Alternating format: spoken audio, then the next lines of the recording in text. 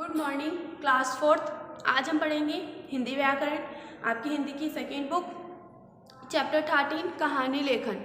मतलब कहानी कैसे लिखी जाती है, उसमें क्या क्या मेंशन करना पड़ता है, कहानी किस प्रकार की होनी चाहिए, ये सब। तो एक कहानी कैसी होनी चाहिए इस बारे में हम पढ़ेंगे। तो इसमें कुछ कहानियाँ दी गई हैं जो मैं आपको पढ़ के बताती हूँ कि कहानी किस प्रकार और किस तरह से करनी चाहिए, लिखनी चाहिए या पढ़नी चाहिए। तो पहली कहानी पढ़ते हैं हम, मूर्ख गधा।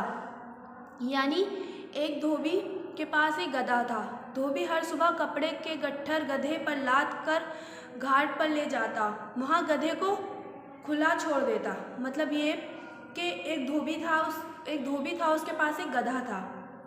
धोबी हर सुबह कपड़ों का जो गट्ठर होता था वो गधे के ऊपर रखता था, गधे के ऊपर मतलब गट्ठर को गधे के ऊपर लाद देता था और घाट के पास जाकर के, घाट मतलब नदी के किनारे जाकर के वो कपड़ों का गट्ठर उतार लेता था और गधे को खुला छोड़ देता था। शाम को धोबी फिर कपड़ों के गट्ठर गधे पर लाद कर चल देता। घर पहुंचकर वह गधे को एक और बांध देता और सूखी घास उसके सामने डाल देता। मतलब ये कि फिर वो वहाँ से शाम के टाइम कपड़े वपड़े धोने के बाद, क्योंकि वो धोबी था तो सब कुछ करने के बाद वो वापस घर आता तो वो फिर से वही वाला गट्ठर जो उसने मतलब सुबह में वो गंदे कपड़ों का गट्ठर लेकर गया था, शाम को उन्हें धुलकर सुखाकर वापस लाता तो फिर से उसके ऊपर, उस गधे के ऊपर लाद देता और उसे ला करके घर में एक कोने में बांध देता और उसके आगे सूखी घास डाल देता था। धोबी ने एक कुत्ता भी पाल रखा था। वह कुत्ते को बहुत प्यार करता था। स्वयं खाना खाने से पहले कुत्ते को दूध पिलाया करता था। मतलब धोबी था उसने एक कुत्ता भी पाल रखा था। वो उस कुत्ते को बहुत प्यार करता था और मतलब उस कुत्ते को बहुत प्यार करता था और खुद खाना खाने से पहले उसे दूध पिलाया करता था। मतलब खुद तो खाना खाता ही था पर उससे पहले उसे दूध पिलाया करता था, उस कुत्ते को दूध पिलाया करता था। गधे अपने मालिक का कुत्ते के प्रति व्यवहार देखकर हैरान रह जाता। मतलब जो गधा था वो अपने मालिक का कुत्ते के प्रति जो व्यवहार था, जो प्यार का व्यवहार था, उसे देख के हैरान रह जाता था। एक दिन उसने कुत्ते से पूछा, मालिक तुम्हें इतना प्यार क्यों करते हैं? मतलब गधे ने कुत्ते के पास गया और उससे पूछा कि मालिक तुम्हें इतना प्यार क्यों करते हैं? तो मैं घर की रखवाली करता हूँ, कुत्ते ने जवाब दिया। कुत्ते ने उसे कहा कि मैं घर की रखवाली करता हूँ इसलिए मालिक मुझे ज़्यादा प्यार करते हैं।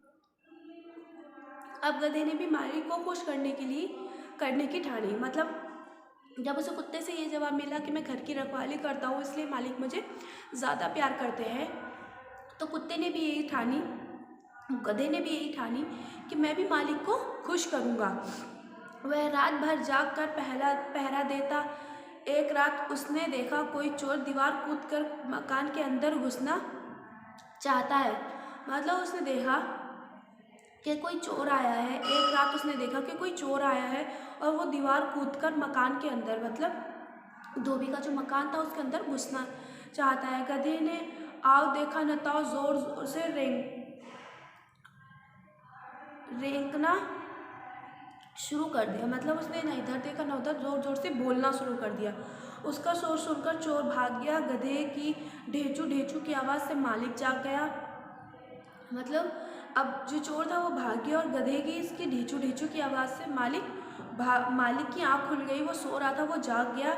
उसने देखा गधा आकरण शोर किए जा रहा है। मतलब अब मालिक को तो नहीं पता था कि चोर था। उसने सोचा कि गधा बिना बात के शोर कर रहा है, बिना किसी कारण के शोर कर रहा है। तो धोबी ने उठाकर गधे की अच्छी मरम्मत की। मतलब धोबी ने डंडा लिया और उससे गधे को बहुत मारा, उसकी अच्छे से मरम्मत की। तो इस कहानी से, हर कहानी से हमें कुछ न कुछ शिक्षा मिलती है, कुछ न कुछ सीख मिलती है। तो इस कहानी से हमें क्या सीख मिलती है हम यहाँ पढ़ेंगे। जिसका काम उसी को साजे। मतलब जो काम जिसका है वो उसी को करना चाहिए। ऐसा नहीं है कि दूसरे का काम ये सोचे कि उससे ज़्यादा वो होते हैं तो उसका काम हमें मिल जाए या हमारा काम वो करे। जो मतलब वो काम उसको इसलिए दिया जाता है क्योंकि वो काम उसके लिए ही परफेक्ट होता है। अब यही है कि जो हमारी बड़ी दीदी करती हैं वो हम नहीं कर सकते, और जो हम करते हैं वो शायद बड़ी दीदी ना कर पाए। जैसे अब हमसे नहीं होता कि मम्मी घर में खाना बर्तन सब मतलब खाना पीना सब कुछ करते, सबकी केयर करती है, हम उस तरह से नहीं कर सकते। इसी तरह से कि जिसका काम उसी को साझे, मतलब मम्मी का काम मम्मी अच्छे परफेक्ट तरीके से कर सकते हैं और हमारा काम हम परफेक्ट तरीके से कर सकते हैं। ये कहानी हमारी यहाँ ख़त्म होती है। इसमें बहुत सारी कहानियाँ हैं, इसलिए मैं आपको बीच बीच में, एक कहानी है सोने का अंडा देने वाली मुर्गी, मैं इसे आपको मोरली समझा देती हूँ, इसके बाद जो है वो हम पढ़ेंगे। मतलब ये कि एक वो होता है, एक किसान होता है, उसके पास एक विचित्र मुर्गी होती है, मतलब एक अलग ही मुर्गी होती है जो हर रोज़ सोने का अंडा देती है, जिसके कारण किसान वो अंडा किसान बाज़ार में जाकर बेच आता है और उससे वस्तुएं खरीद लेता है। मतलब ये कि इसी प्रकार उसका जीवन, वो हर रोज़ वो अंडा बाज़ार में बेच आता और जो जिन चीज़ों की आवश्यकता होती थी उन चीज़ों को खरीद लाता था। ये है, उन चीज़ों को खरीद लाता था। इसी तरह उसका जीवन अच्छे से बीत रहा था। ठीक है, अब उसके मन में थोड़ा मतलब उसके दिन भर के खर्चे के बाद उसके पास धन बचता था। किसान में धन इकट्ठा करके एक अमीर आदमी बनने के सपने देखा करता था। मतलब जो पूरा दिन का खर्चा वर्चा सब निकालने के बाद जो उसके पास पैसे बचते थे वो उससे अमीर बनना चाहता था। उसने क्या किया, उसके मन में लालच आई और उसने क्या किया, उस मुर्गी को उसने सोचा कि जब ये हर रोज़ एक अंडा देती है तो इसके पेट के अंदर बहुत सारे अंडे होंगे, मतलब इसके अंदर बहुत सारे अंडे होंगे। तो उसने मुर्गी को सारे अंडे एक ही बार में निकालने की सोची और उसने मुर्गी पकड़ी, छुरी ली और उसका पेट चीर कर देखा, मतलब उसका पेट चीर डाला। उसने देखा उसके अंदर एक भी अंडा नहीं था। किसान अब बहुत पछता रहा था। लाभ में पड़कर उसे मुर्गी से ही हाथ धोना पड़ा। मतलब अंत में क्या हुआ कि जब उसे मतलब उसका लालच इतना बढ़ गया था कि उसने मुर्गी को ही मार डाला, तो अब ना अंडा रहा ना उसके अंदर अंडे निकले और ना हर रोज़ अंडा देने वाली मुर्गी बची। तो इससे क्या होता है कि वो अंडा तो हाथ से गए, उसके हाथ से मुर्गी भी चली गई, मतलब उसके हाथ से मुर्गी भी चली गई।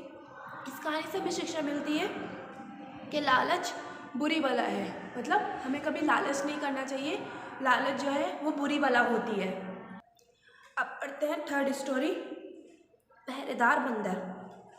मतलब ये कि एक राजा के महल में एक बंदर रहता था। बंदर और राजा में दोस्ती हो गई। मतलब जो राजा था उसके महल में एक बंदर रहता था और बंदर और राजा में अच्छी दोस्ती हो गई, गहरी दोस्ती हो गई। बंदर अपने अजीब अजीब कार्यों से राजा का मन बहलाया करता था। एक दिन राजा बंदर पर बहुत प्रसन्न हुआ और उसने अपने बंदर को अपना अंगरक्षक बना लिया। मतलब ये कि बंदर तरह तरह की हरकतें किया करता था जिससे सारे मतलब राजा का मन बहलता था। उसमें एक दिन राजा उससे बहुत खुश हुआ और उसने बंदर को अपना अंगरक्षक मतलब रक्षा करने वाला, पहरेदार मतलब बना लिया कि तुम मेरी रक्षा क्या करोगे। बंदर घमंड में फूला न समाया। एक दिन जब राजा सो गया था, बंदर जाग कर पहरा दे रहा था। अचानक एक मक्खी राजा की नाक पर आ बैठी। मतलब ये कि जब बंदर को ये पता चला कि वो अब अंगरक्षक बन गया है, तो उसने क्या किया, वो फूला नहीं समा रहा था, मतलब खुशी से फूला नहीं समा रहा था। एक दिन राजा सो गया था और बंदर जागकर पहरा, मतलब एक रात राजा सो गया था और बंदर जागकर पहरा दे रहा था। तो अचानक मतलब एक मक्खी आई और वो आकर राजा की नाक पर बैठ गई। बंदर ने आओ देखा न ताओ भरी तलवार राजा की नाक पर दे मारी। राजा बुरी तरह घायल हो गया। उसने बंदर को महल से निकाल दिया। मतलब ये कि एक राजा था, उसके महल में एक बंदर रहता था। बंदर और राजा की दोस्ती हो गई। बंदर अजीब अजीब कार्य करता था, मतलब अजीब अजीब हरकतें करता था जिससे राजा का मन बहलता था। एक दिन राजा बंदर से बहुत खुश हुआ और उसने बंदर को अपना अंगरक्षक बना लिया, मतलब अपना पहरेदार, अपना रक्षक बना लिया। तो एक दिन क्या हुआ, तो बंदर को जब ये पता चला कि मतलब वो महाराज का अंगरक्षक बन गया हूँ, मैं उनका रक्षक बन गया हूँ, तो वो खुशी के मारे फूला नहीं संभाला था। एक रात राजा सो गया और बंदर जो था वो जागकर पहरेदारी कर रहा था। वो उसकी पहरेदारी कर रहा था, जागकर अचानक एक मक्खी आई और राजा की नाक पर बैठ गई। बंदर ने आओ देखा न ताओ, मतलब ना इधर देखा ना उधर, तलवार उठाई और राजा की नाक पे मार दी, जिससे राजा बुरी तरह घायल हो गए और उन्होंने बंदर को महल से बाहर निकाल दिया। तो मतलब ये है कि मूर्ख मित्र से बुद्धिमान शत्रु अच्छा। मतलब ये कि कोई मूर्ख व्यक्ति को अपना दोस्त बनाओ, उससे अच्छा है कि हम किसी बुद्धिमान को ना शत्रु बना लें। नेक्स्ट है बुद्धिमान बकरियां। मतलब ये कहानी 2 बकरी के ऊपर है। हम पढ़ते हैं, एक नदी पर लंबा किंतु तंग पुल था। इस पुल पर से एक समय में एक ही व्यक्ति गुजर सकता था। एक दिन एक बकरी को नदी के पार जाना था और उसने आधा ही पुल पार किया था कि दूसरी ओर से भी एक बकरी आती हुई दिखाई दी। मतलब ये कि एक नदी थी, उसके ऊपर एक पुल था, लेकिन वो लंबा तो था पर बहुत छोटा था। मतलब एक बार में उस पुल पे से एक ही आदमी जा सकता था, गुजर सकता था। तो एक बकरी को वो पुल पार करना था, तो उसने पुल पार किया, लेकिन आधे ही रास्ते में उसे पता चला, उसे वहाँ से दूसरी बकरी आती हुई नजर आई कि मतलब दूसरी तरफ से दूसरी बकरी भी पुल पे आ रही थी। उसने आधा ही पुल पार किया था कि दूसरी तरफ से उसे एक और बकरी आती हुई दिखाई दी। तुम्हें दिखता नहीं मैं आ रही हूँ? अब बकरी बोली। पहली बकरी समझ गई कि सामने वाली बकरी गुस्से में है। वह शांति से बोली, देखो बहन, झगड़ने पर हम दोनों नदी में गिर जाएंगे। और मतलब ये कि उसे दिखा, जो दूसरी बकरी आ रही थी, वो उसने कहा कि तुम्हें दिखता नहीं कि मैं आ रही थी। तो जो पहली बकरी थी उसे पता चल गया कि ये थोड़ी गुस्से में है, तो उसने शांति से काम लिया। मतलब ये कि अगर कोई गुस्से में हो और हम भी गुस्सा करने लगे तो बात बढ़ जाती है।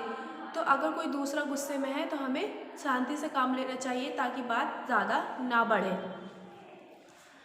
इसके बाद अगर हम में से एक लौट जाए तो बहुत समय नष्ट होगा। मतलब अगर हम वापस जाएंगे तो इसमें बहुत समय ख़राब हो जाएगा। फिर क्या किया जाए? वो दोनों बोले कि अब क्या किया जाए। दूसरी बकरी ने पूछा, मैं पुल पर लेट जाती हूँ, तुम धीरे से मेरे शरीर पर से चल कर लांग जाओ। पहली बकरी ने जवाब दिया। दूसरी बकरी को बात पसंद आ गई। मतलब ये बात पहली बकरी ने कही तो जो दूसरी बकरी थी, जो दूसरी वाली आ रही थी, उसे ये बात पसंद आई।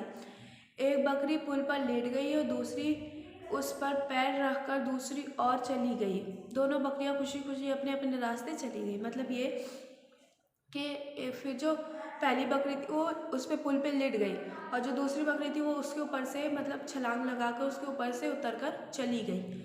अब इसी प्रकार दोनों बकरियों ने पुल पार कर लिया और वो दोनों चली गई, खुशी खुशी अपने अपने रास्ते चली गई। तो इससे हमें क्या सीख मिलती है? किसी ने कही सही, एक ने कही दूसरे ने मानी, नानक कहे दोनों ज्ञानी। मतलब ये एक ने कही, कोई हमसे कुछ कहे और हम वो मान लें, तो यही कि एक ने कही दूसरे ने मानी। अगर वो उसकी बात नहीं मानती कि मैं क्यों करूँ या मैं नहीं लेटती, तो दोनों गिर जाते और दोनों ही पानी में बह जाती और मर जाती। दोनों ने समझदारी से काम लिया और एक दूसरे की बात मानी। मतलब अगर संकट में हो तो एक दूसरे की बात सुननी चाहिए, माननी चाहिए। और जो नानक है, यहाँ पर नानक का नाम लिया गया है, मतलब कि विद्वान व्यक्ति का नाम लिया है कि उन्होंने कहा है कि दोनों ही ज्ञानी थे। मतलब दोनों ही वो समझदार थी।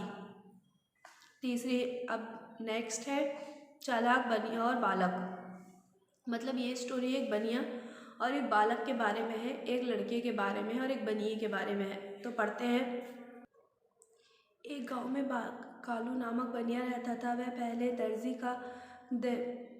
दर्जे का कंजूस और चालाक था। उसकी छोटी सी दुकान थी, वहीं से गांव वाले आटा, दाल, नमक इत्यादि खरीदते थे। मतलब एक गांव में एक कालू नाम का बनिया रहता था। बनिया मतलब जो हर चीज़ बेचता है, दाल, आटा, नमक, चीनी, तेल, सब कुछ। तो वो पहले बहुत मतलब बहुत कंजूस था और चालाक भी बहुत था। उसकी एक छोटी सी दुकान थी, सभी गांव वाले उसी की दुकान से आटा दाल नमक सब खरीदते थे।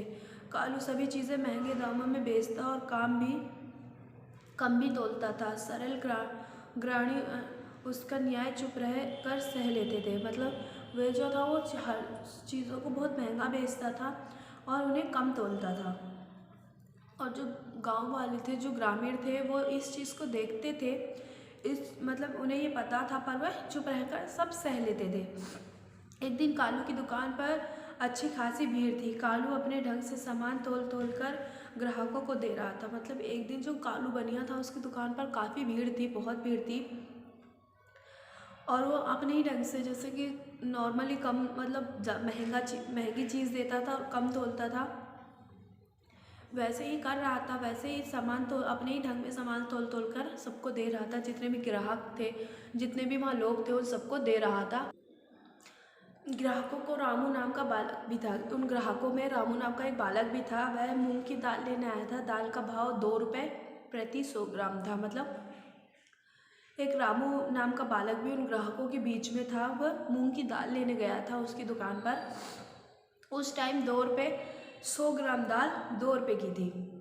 रामू ने बनिए से 100 ग्राम दाल तोलने को कहा। बनिए ने सदा की भांति कम तोलकर दाल रामू को दे दी। मतलब जैसे वो रामू ने कहा कि मुझे 100 ग्राम दाल तोल दो, तो जैसे ही वो करता था कि दाल कम तोल के उसे दे दी। अपन जैसे ही वह सदा करता था, हमेशा करता था कि दाल कम तोली और उसे दे दी। तुमने दाल पूरी नहीं तोली, रामू बोला बनिए से कि तुमने ये दाल पूरी नहीं तोली है। बनिया चेप कर रह गया, किंतु चालाकी से हंसकर बोला, चिंता मत करो, तुम्हें उठाने में आसानी रहेगी। मतलब ये कि जो बनिया था वो एकदम से चौंक गया कि इसे कैसे पता चल गया, पर वो बहुत चालाक था, तो वो चालाकी से हंसा और बोला कि मैंने इसलिए कम तोली है ताकि तुम्हें उठाने में आसानी हो। मतलब तुम बच्चे हो तो तुम आसानी से उठाकर ले जाओगे। तो रामू भी कम नहीं था। मतलब रामू भी बहुत चालाक था, तो रामू भी कम नहीं था। उसने 1 रुपया चालाकी 40 पैसे गिन कर बनिए को थमा दिए। मतलब ये कि रामू भी कम नहीं था, उसने 1 रुपया और 40 पैसे गिने और बनिए को दे दिए।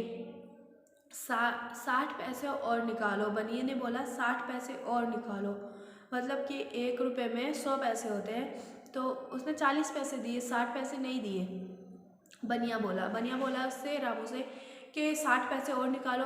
तो रामू ने नहले पर दहला जो जड़ते हुए कहा। मतलब रामू जो था उसने नहले पर दहला मतलब उसी के जवाब पर जवाब देते हुए कहा, चिंता मत करो, तुम्हें गिनने में आसानी रहेगी।